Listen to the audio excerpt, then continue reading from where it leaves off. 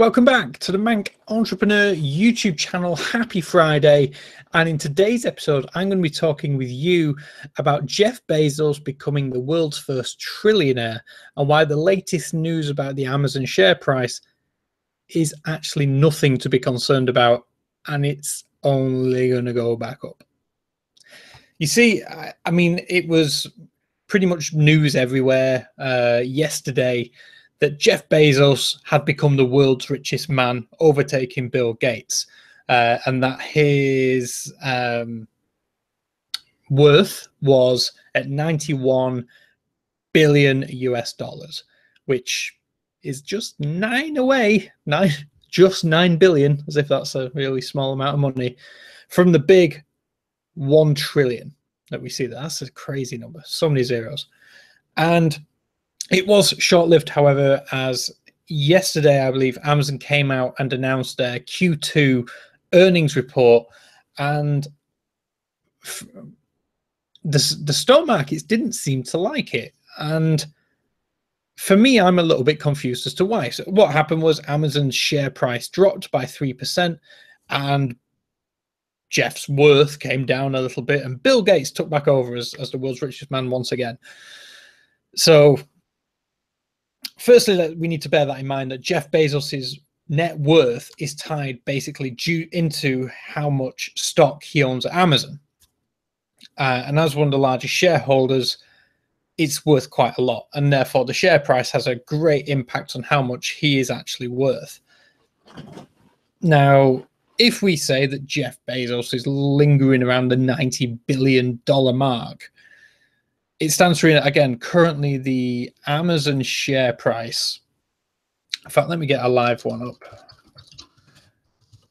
Amazon share price on the NASDAQ is, it's still down 2.62%. It's been climbing slowly since sort of 10 o'clock this morning, US time.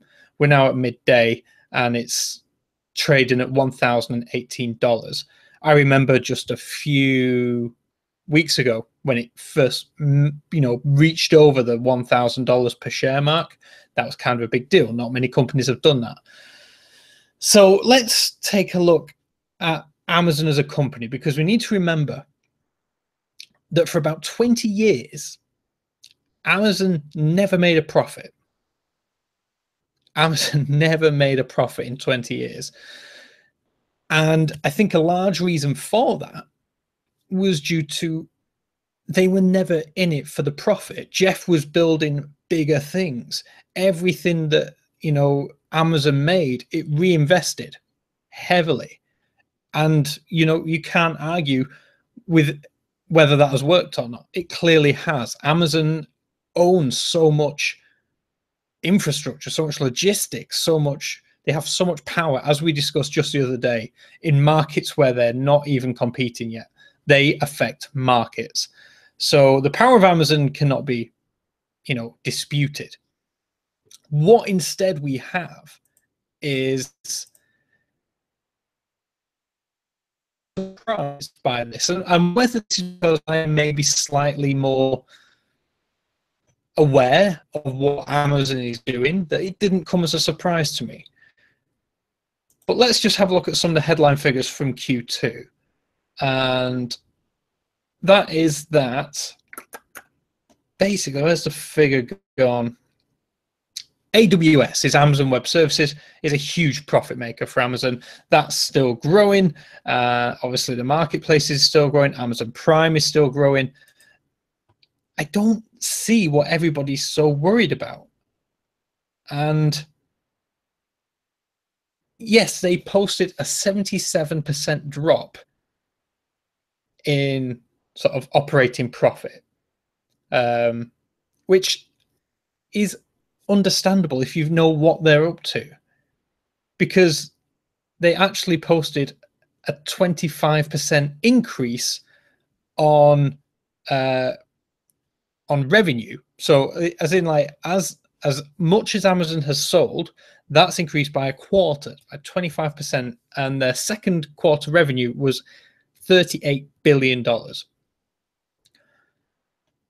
And yet, because profit has dropped, people seem to get worried.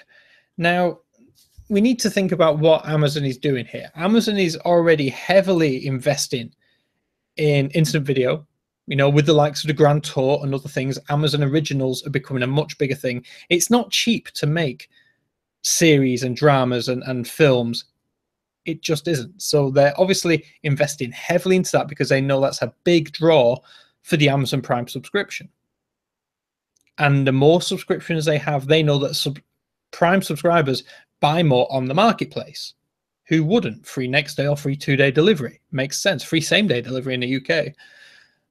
And so that shouldn't be a surprise. Just last week, they bought Whole Foods. I mean, a few weeks ago, they bought Whole Foods. They acquired Souk.com in the Middle East. They launched into India. They're currently about to launch into Singapore. They were planning to launch into Australia in Q3 in September. Whether that's still going on, I'm not sure, but they're going to launch in Australia sooner or later. And it baffles me that people don't understand that these things cost money. It costs money to, you know, create your own TV series, your own movies, your own, you know, basically run your own video on demand service.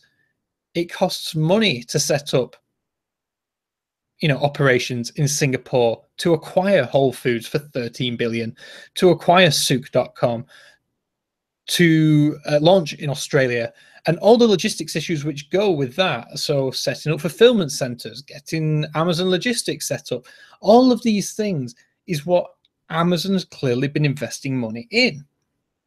They've taken their operating, you know, revenue and invested it back into the business by buying warehouses, building warehouses, setting up, you know, offices and locations. They've just announced, I think, another few thousand jobs at a head office here in the UK. Doubt about to start going on a mad revenue drive, a mad recruitment drive for, you know, holiday season staff. It's natural that expenses are going to go up.